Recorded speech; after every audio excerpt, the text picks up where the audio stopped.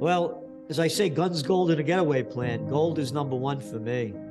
You know, you look what happened when the Fed raised rates, as you know, as we're talking, and we had forecasted. We said they're going to raise them only 25 basis points. That's the word on the street. We've been saying that before it became the word on the street. They raised it 25 basis points. We said if they raise it 25 basis points, the markets are going to go back up. The markets are up. They were down, now they're up. We said gold prices are going to go up because the dollar is going to go down. So gold to me now could make a real bull run. Gold could go over $200 an ounce. 2,000? Yeah, $2,000 an ounce. By the way, my first buy of gold was at $187.50 an ounce back in the 70s. So I could see it going well over $2,000, $2,100 an ounce. And the dollar's going to get weaker now. And the markets are going to go up, but the economy is going to keep going down. The charade is going to be the markets going up. But again, as Oxfam came out when the Davos meeting came out, you got the 1% got what, $27 trillion richer in the last 2 years, while we, the people of Slavelandia, got nothing when you put inflation into it. See, the people will realize how bad it is when the markets crash. And the markets are going to stay up now because of the cheap dough, because they're not raising interest rates that much. Again, when you look at the real inflation rate, you go to John Williams' shadow stats, it's double what they say it is. They changed it from the 80s on because they didn't want to pay people more Social Security because the CPI numbers attached to the Social Security number. So they rigged it. So the housing prices went up 40% in the last 2 years. No, we're not putting that in. People are living in apartments, they're doing different things. We make a new scale. So when you look at the real number of what the interest rates are and what the real inflation number is, interest rates are in negative territory. Now, when they raise them again, if they raise them again 25 basis points, it's going to bring the economy down even deeper. But the economy is going to go down from here. And again, it went down before they raised them. Look what the Christmas sales did. They were terrible. And this is important. They started firing temporary workers during the Christmas season, the holiday season. When they fire temporary workers, that's the signal that the bad times are coming. This is the 26th week in the Trends Journal. We've been showing the layoffs. When the economy goes down, layoffs go up. You go back to the panic of '08. When did it happen when they started laying off people? 2007. Go back to the dot-com bust. Same story. So now they're laying off temp workers. Retail sales are already down. And America, 70% of its gross domestic product is driven by consumer spending. And now interest rates just went up another 25 basis points. Oh, the housing market's already flat, huh? It's already losing, huh? It's going to lose more. But the big crash that virtually no one talks about, one of our top trends that we've been talking about since about April 2020, is office building bust. Your office occupancy rate in the 10 major cities in the United States is at 50%. That means 50% of the people aren't going back to work. That means all the businesses that depended upon commuters going out of business. And all those office buildings that were filled up with people, now even that 50% coming back are only coming back 2 or 3 days a week. So now you're renting 10 stories in an office building? You know, I only need 2 now. You're going to see an office building bust, the likes of which we've never seen. Oh, interest rates just went up 25 basis points? Oh, now you got to pay more on that variable loan you got now, too. You got to pay more as business is going down really bad. Oh, we're going to convert them into apartment houses.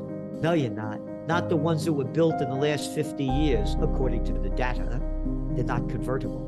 You're going to see an office building bust. The economy is going to keep going down as the equity markets keep holding the charade that everything's just fine. With the economy slowing down like this, you know, you could start seeing crashes in different fields. Yet the NASDAQ is going up as they're firing all these people across the board. I mean, what are you kidding me? You know, it's all fake. Look who's running the country.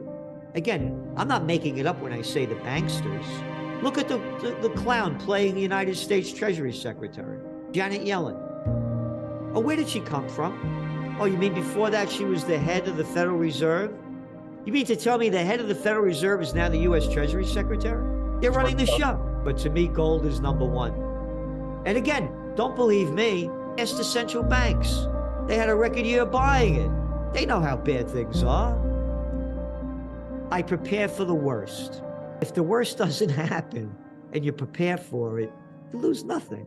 If the worst happens and you're not prepared, you lose everything. Like what I told you about 9/11. Everybody's freaking out. I had my guns gold in a getaway plan. I'm getting out of here. Because everybody's, oh my God, oh my God.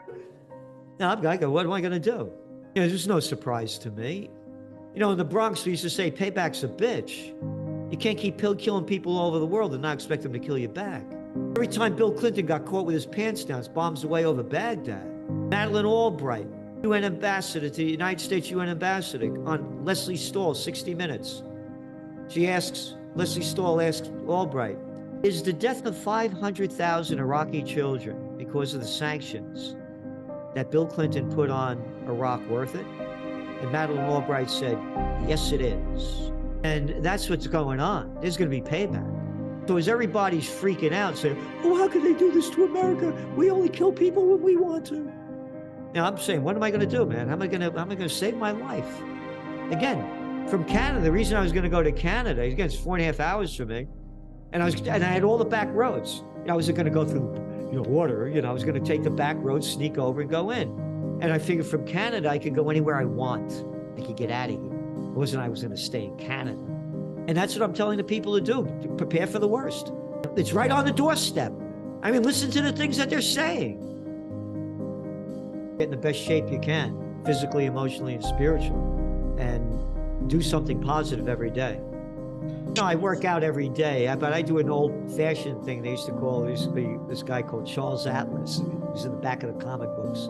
And in the back of the comic book, he's sitting on the beach with his girlfriend, having a nice time, and a guy kicks sand in his face. The guy makes fun of him, and then he does Charles Atlas, and he beats the guy up.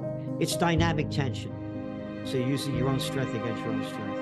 And, again, I had my own school for close combat, for many years.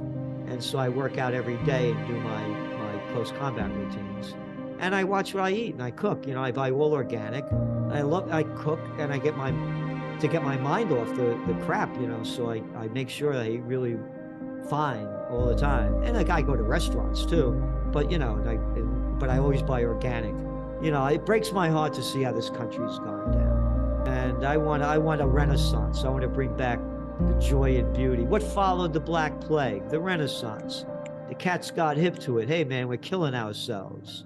We got to go back to when it was much better. Alla Romana, alla Antica, in the manner of the Romans and the ancients. That's what they said to describe the quality of the work that they were creating. Again, you look at America, from ragtime to swing to R&B to rock and roll to Motown. And now it's no town. It's one bad rap. And it's all synthesized. Lost it. And I'm saying, bring it back. Bring back that spirit of the immigrants when they came here, when it was the land of opportunity.